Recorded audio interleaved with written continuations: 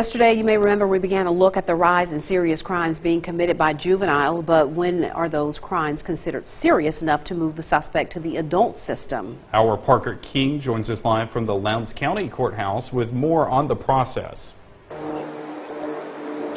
The crimes that we're talking about are acts that we can see adults doing, not kids. These situations put judges in a tight spot, and the outcome isn't always a positive one. Like adult court, youth court has a specific process when dealing with breaking laws. When they're charged, they'll be brought in, and if it is something within our jurisdiction, then they'll come in and a decision will be made whether or not to detain them or to release them to their parents. And if we decide to detain them, then they have to have a detention hearing to decide whether to keep them in the back until their trial comes up or to release them to their parents. So what exactly is the tipping point for trying a child as an adult? Many times it's because of their criminal history.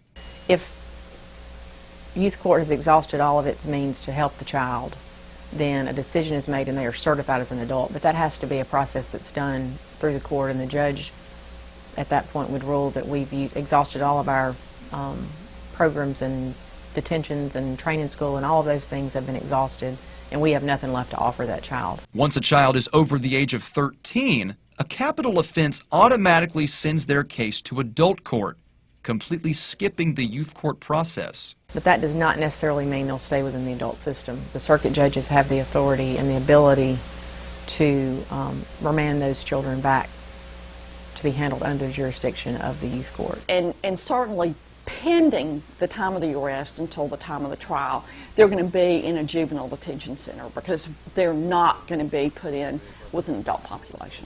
Juveniles are never incarcerated, they're detained. They also cannot be guilty. They're simply classified as delinquent. Where in big court, in adult court, most everybody ends up plea bargaining. And then, of course, your adjudication is guilty. So you become a misdemeanor or a felon, which you don't become as long as you stay in the juvenile system. It's not something people may think of, a teenager in an adult prison, but it does happen. Prosecutors and detention center workers hope that their programs can break the cycles of repeat offenders and keep youths separate from adults. Live outside of Lowndes County Courthouse, Parker King, WCBI News.